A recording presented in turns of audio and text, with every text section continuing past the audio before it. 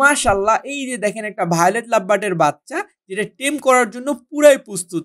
যেমন এই যে একটা দেখতে পাচ্ছেন এক কালার সাদা চোখ লাল অর্থাৎ অ্যালবিনো ঘুঘুর বাচ্চা নামছে। মাশাআল্লাহ এখানেও আমরা ১ ২ ৩ তিনটা তিনটা ডিমের খোলসা দেখতে পাচ্ছি অর্থাৎ এখানে তিনটা অতিথি আসছে ১ ২ ৩ ৪ ৫ ৬ এই ৬টা বাচ্চা দেখেন কত সুন্দর লাগছে। এখানে আমরা একটু দেখব মাশাআল্লাহ ১ ২ ৩ ৪ চারটা বাচ্চা আমাদের। আর এখানে আমার সমস্ত খুশি এই মুহূর্তে লুকায় আছে যে আমার উদ্ধার করছিলাম ওদের বাবা মার কাছ থেকে। মাশাআল্লাহ এখন অনেকটা বড় হয়ে গেছে আর দেখেন দেখতেও অনেকটা সুন্দর হয়েছে। আর এখানে হচ্ছে ১ ২ ৩ ৪ চারটা বাচ্চা দেখতে পাচ্ছি একটা বক্সে এবং এই বাচ্চাগুলো টেম করার জন্য বেস্ট সাইজ। হ্যালো এভরিওয়ান, আসসালামু আলাইকুম। আপনারা সবাই কেমন আছেন? আপনারা দেখছেন আপনাদের পছন্দের এবং ভালোবাসার চ্যানেল বার্ডস অফ ভিলেজ। আর এটা হচ্ছে আপনাদের যে পছন্দের রঙিন কলোনিটা। আর রঙিন কলোনি নেই এখন হচ্ছে ভূতের বাড়ি হয়ে গেছে। ইনশাল্লাহ খুব দ্রুত এটা হচ্ছে আপডেট করতে যাচ্ছি এবং যেদিন আপডেট করব সেদিনও দেখানোর চেষ্টা করব। আর আজকের ভিডিওতে আপনারা যেটা দেখবেন সকল পাখির আপডেট, সব পাখির একটু একটু করে আপডেট দেওয়ার চেষ্টা করব।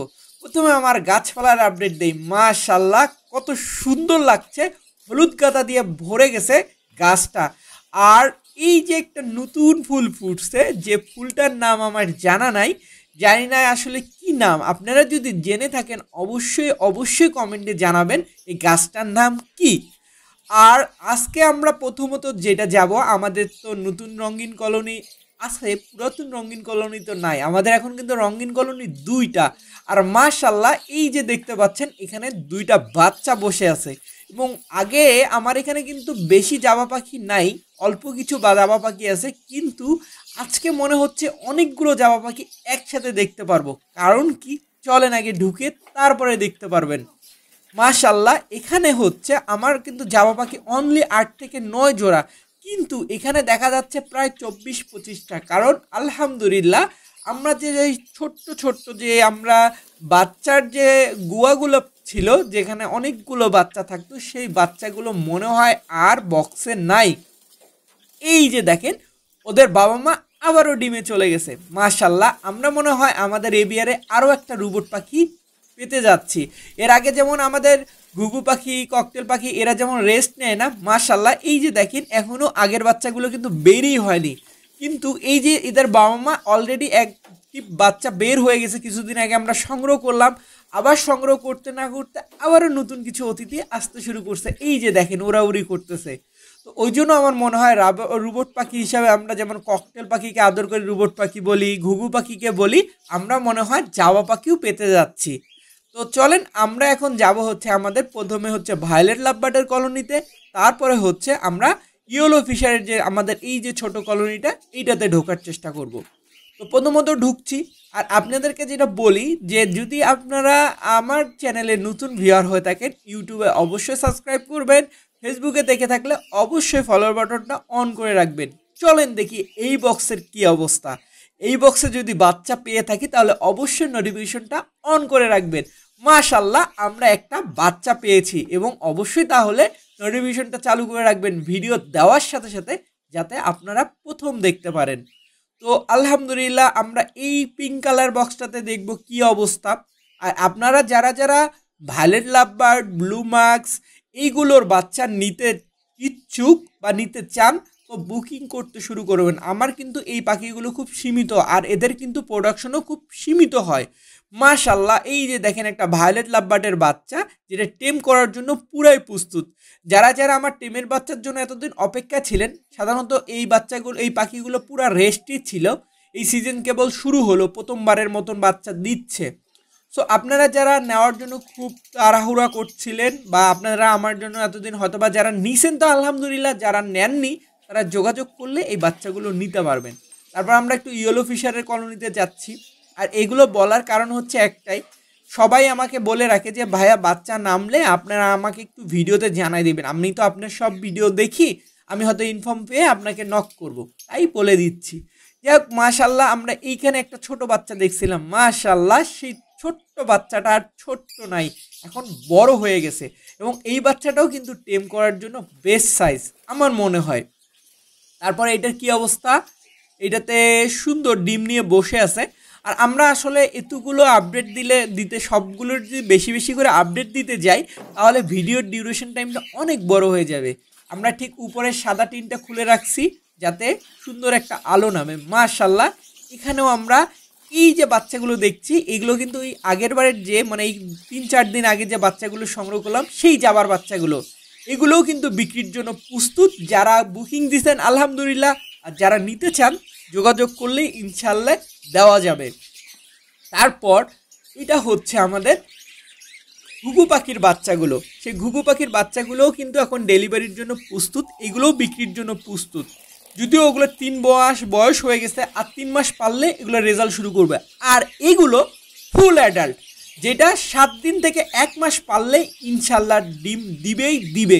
কারণ আমি হচ্ছে সেলেমে কনফার্ম করে এই পাখিগুলো বিক্রি করি এবং পুরাই রেডি। যেমন এই যে একটা দেখতে পাচ্ছেন, এক কালার সাদা চোখ লাল অর্থাৎ অ্যালবিনো ঘুঘুর বাচ্চা নামছে। তো এই বাচ্চাগুলো কিন্তু অত রেয়ার, খুব কম নামে। অনেকে আমার কাছে এই অ্যালবিনোর বাচ্চাগুলো যায়, কারণ আমার এগুলো হচ্ছে সিলভার টাপ থেকে অ্যালবিনোর বাচ্চা আসে। তো চাইলেও কিন্তু আপনারা অনেকে অনেকগুলো নিতে চান, সেইগুলো কিন্তু দেওয়া সম্ভব হয়ে ওঠে না, কিন্তু অল্প আকারের কিছু নিলে ইনশাল্লাহ দিতে পারবো।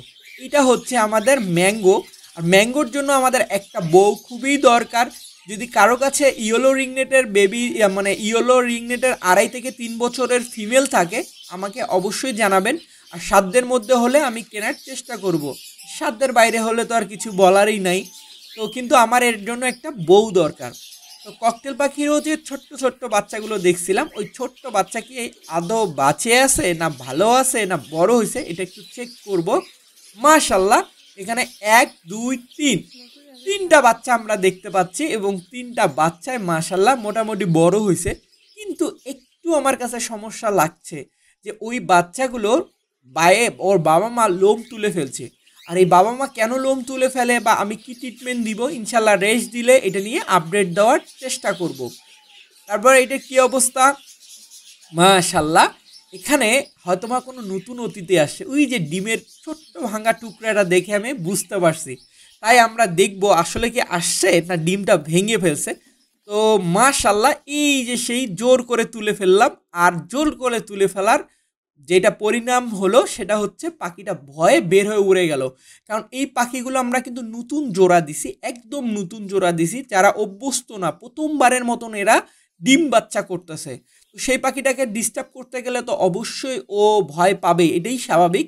তো পাখিটাকে আমরা ধরছি, এই জন্য আপনাদেরকে বলি যে প্রথমবারের মতন যদি ডিম পারে থাকে, আর আমাদেরও লাকটা ভালো যে ভাগ্য ভালো, এদিক দিয়ে ওরা উড়ে চলে যায় না, কারণ এই সাদা টিনটা পুরোই ফাঁকা থাকে।